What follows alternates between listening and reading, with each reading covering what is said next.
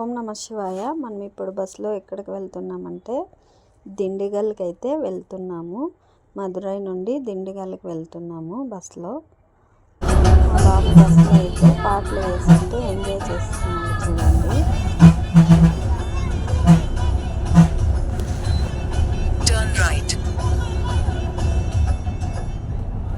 ఇప్పుడు మనము దిండిగల్ బస్ స్టాప్లో అయితే దిగామన్నమాట. ఇలా ఉంది బస్ స్టాండ్. బస్ స్టాండ్ నుండి ఆటో స్టాండ్ దగ్గరకు అయితే నడుచుకుంటూ వెళ్తున్నాము. అక్కడ ఆటోని అప్ అండ్ డౌన్ మాట్లాడుకున్నాం. మనం వచ్చింది సాయంత్రం కాబట్టి మళ్ళీ మనం రిటర్న్ వచ్చే లోపల దిండిగల్కే రావాలి. మళ్ళీ మనం వేరే ఊరికి వెళ్ళాలంటే అందుకోసమే అప్ అండ్ డౌన్ ఆటో మాట్లాడుకొని వెళ్తూ ఉన్నాము. 1000 రూపీస్ అయింది అప్ అండ్ డౌన్. ఇది సాయంత్రం వ్యూ చూడండి ఎంత అందంగా ఉందో. దిండిగల్కి వెళ్ళే ప్లేస్ అయితే చాలా బాగుంటుంది. మనకి శ్రీకాకుళం అందాలు ఉన్నట్టు ఉంటుంది. చాలా అంటే చాలా బాగుంటుంది. మేము చూసి ఎంజాయ్ చేయడమే కాకుండా మీకు కూడా చూపిద్దామని ఈ వీడియో తీసామన్నమాట. ఇప్పుడైతే మనము టెంపుల్ దగ్గరికి వచ్చేసాము. ఇది టెంపుల్ గోపురం అన్నమాట. చూడండి, ఇక గోపురం నుండి మనము ఇలా అయితే వీడియో తీసుకున్నా నేను, గోపురం కనపడాలనేసి. తర్వాత ఇక్కడ మా బాబునైతే వీడియో తీయమని చెప్పాను. నేను ఇవన్నీ కవర్ చేయను అంటే మేము వెళ్ళే లోపల లైట్ అంతా వేసేసారు అన్నట్టు. ఈ టెంపుల్ 8 గంటలు, నైట్ 8 గంటల వరకు ఓపెన్ ఉంటుంది. మనకేం ప్రాబ్లం లేదనమాట. పొద్దున 6 గంటల నుండి నైట్ 8 గంటల వరకు ఓపెన్ అయితే ఉంటుంది. పాతాళ శంభు మురుగన్ టెంపుల్ అన్నమాట ఇది.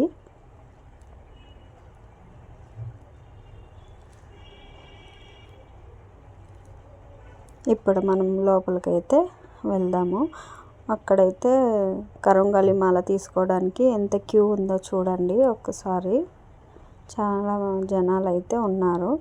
ఇది దర్శనానికి వెళ్ళే క్యూ అన్నమాట. ఇప్పుడు మనం దర్శనానికి అయితే వెళ్తున్నాము. ఇప్పుడు మనం పాతాళ శంభు మురుగన్ ఆలయం యొక్క చరిత్ర అయితే తెలుసుకుందాం. ఇప్పుడు మనం దర్శనానికి క్యూలో వెళ్తున్నాం. మేము వెళ్ళినప్పుడు అయితే అంత జనం అయితే లేరనమాట. ఇప్పుడు మనం ఎంట్రన్స్లో గణపతిని అయితే నమస్కారం చేసుకుందాం. తర్వాత ఇక్కడ కాలభైరవ స్వామి ఉంటారు. ఆ స్వామిని కూడా నమస్కారం చేసుకొని ముందుకైతే వెళ్దాము. ఇంకా లోపల పాతాళం అంటే అండర్ గ్రౌండ్లో స్వామివారు ఉంటారనమాట. లోపల కిందికి మెటుకులు ఉంటాయి. ఇలా మెటుకులు దిగి లోపలికి వెళ్తే స్వామివారి దర్శనం అయితే అవుతుంది. మనకి లోపల కెమెరా అలౌ లేదు కాబట్టి దర్శనం అయితే అయిపోయింది. ఇప్పుడు మనం బయటకు అయితే వచ్చామన్నమాట. ఇప్పుడు మనం చరిత్రలోకి వెళ్ళినట్లయితే చుట్టూ పచ్చదనంతో చాలా బాగా ఉంటుంది ఈ ఆలయం. ఎంట్రన్స్ అయితే సుబ్రహ్మణ్య స్వామి ఇక్కడ వాళ్ళకి ప్రధాన దైవం అన్నమాట.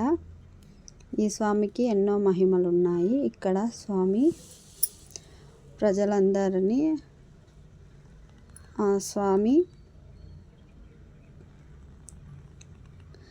ఇక్కడి ప్రజలు అత్యంత భక్తి భావంతో ఇక్కడ ప్రజలు ఆ స్వామివారిని అయితే కొలుచుకుంటారనమాట.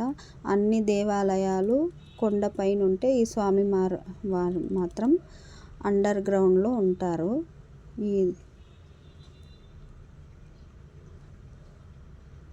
అండర్ గ్రౌండ్లో ఉన్నారు కాబట్టి ఈ స్వామిని పాతాళ శంభు మురుగన్ అంటే పాతాళం కింద ఉన్నారు అని అంటారన్నమాట.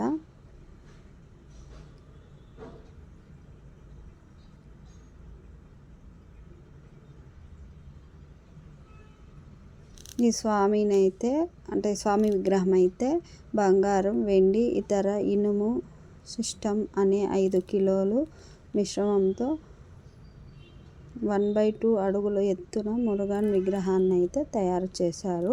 ఈ స్వామివారు భూగర్భంలో ఉంటారు. భూగర్భంలో ప్రతిష్ఠించి పూజిస్తారనమాట.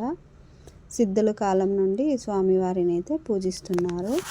తర్వాత 500 ఏళ్ళ కరంగళి మాల ఇక్కడ దొరుకుతుంది. మనకి 500 ఏళ్ళ నుండి ఈ కరంగళి మాల అనేది మనకి ఇక్కడ దొరుకుతుందన్నమాట ఈ ఆలయంలో.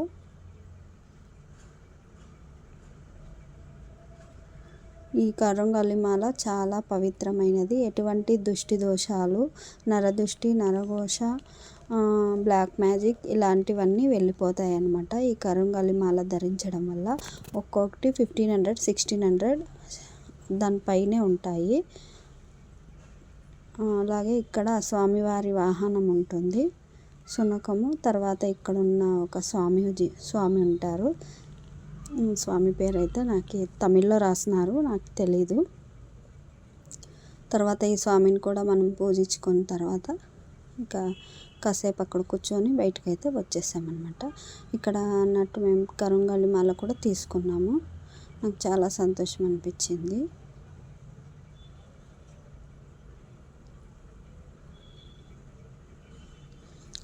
నాకు ఈ కరంగలి మాల తీసుకోవాలని ఎప్పటి నుండో ఒక డ్రీమ్ అనేది ఉండింది.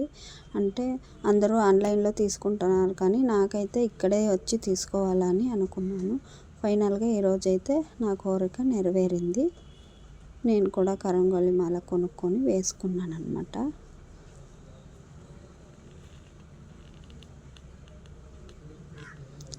మనకి బస్ స్టాప్ నుండి 40 కిలోమీటర్లు ఉంటుంది ఈ దిండిగల్, అంటే ఈ పాతాళ శంభు మురుగన్ టెంపుల్.